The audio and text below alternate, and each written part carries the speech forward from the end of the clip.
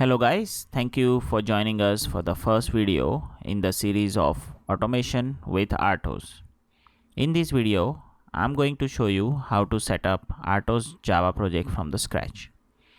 I'm going with an assumption that you have basic knowledge of Java and you are familiar with Eclipse IDE. So let us get started. So the very first thing we would like to do is create a Java project with dependency as Artos. So to do that, open your Eclipse IDE, go to File, New, and click on Java project. Give it a logical name, so I'm just going to call it Artos test project. Click finish, and you will see that Eclipse will create the empty project for you. The other thing we would like to do is have Artos jar as a dependency. So the first thing we would like to do is let's just create another directory called lib where we can store the Artos dependency jar.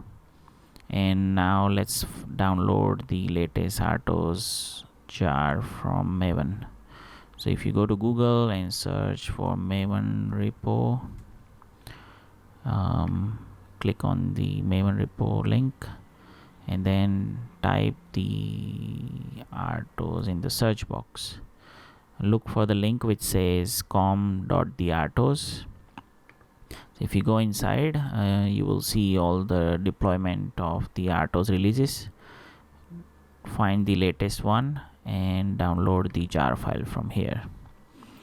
It will ask you to save it to your local PC. Click save file, and once the download is completed, you can copy it from the location, which is in my case it's my desktop. So let's copy it, and I would like to store it in the lib directory, so paste it here. So as you can see now, the Artos jar version 11 is in my lib directory, but that doesn't mean it is as part of the project dependency.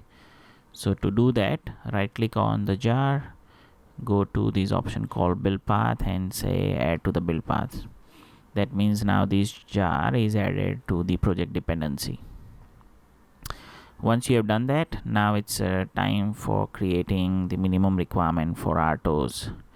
Now Artos has the two minimum class requirement. One class is called runner, which contains the main method, and the second class is which is basically your test case for your automation.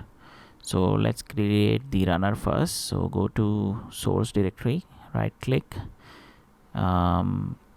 You can create a package if you would like to, so then you have sources well contained. So let's do that first.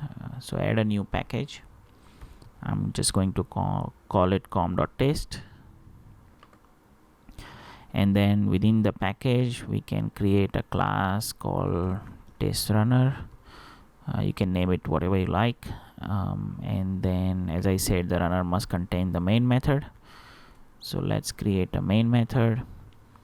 Now how do we initialize the runner in the main method? So we need to create an object called runner. So if you import the dependency from Artos project, so just type runner, hit control and space, and it will suggest you which import you want. So click on this one. Let's give it a name and create a new object. Now as you can see that runner takes a class object as an argument. In this case we want to pass the same class, so we can say this is my main class. So this is how you create an object, and then to get runner going you just call runner.run method, and it takes the command line arguments. So just pass the same argument that you receive from your main class. Runner can throw exception if something is not provided correctly. So let's make it throwable. So throws exception, and as you can see now everyone is happy. So our runner is ready. Obviously runner to run it needs some test case. So let's create a class, let's call it test case 1. So how does runner know that this class is the test case? So the one important thing we must add is called test case annotation. So as soon as you add test case annotation, when runner runs, it will look for it and confirm that this is the test class, and it will execute. But as you can see, the class is empty, there is nothing to execute. So let's create an unit which runner can actually execute. So unit is nothing but a method within the class. So we can create a public void, let's call it test unit 1. Oops. Okay, now for runner there are few minimum requirement you must meet. So every unit must take only one argument, which is called test context. And if you put a cursor there, you can import the test context object from the Artos. And unit method must be public, otherwise it will be ignored. And also you would have to add a notation called unit, so then it doesn't confuse itself with the method which are actually unit and maybe the method which are for other purposes. So once you meet these requirements, basically runner can now identify the test case, and then it finds the units within the test case and executes it. Now how do we know it is executing? So let's print something so we know that it is actually executing that code. So I'm just adding system.out.println, and let's say this is my first unit test case. Okay, so if it is successfully running, you will see that printout in the log. Okay, so it's time to run it to see that it is actually running. So let's go to the runner and click the run button, and as you can see, Artos ran with its minimum configuration.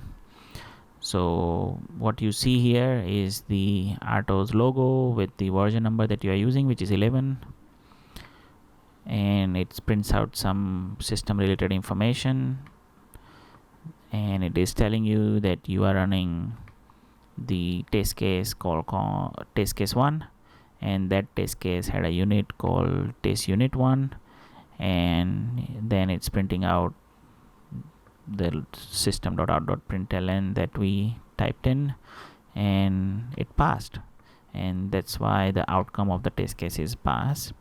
And right at the end you will see the summary and the time it took. Also, if you go back to project and refresh, you will see the other directories that Artos self creates to execute the project.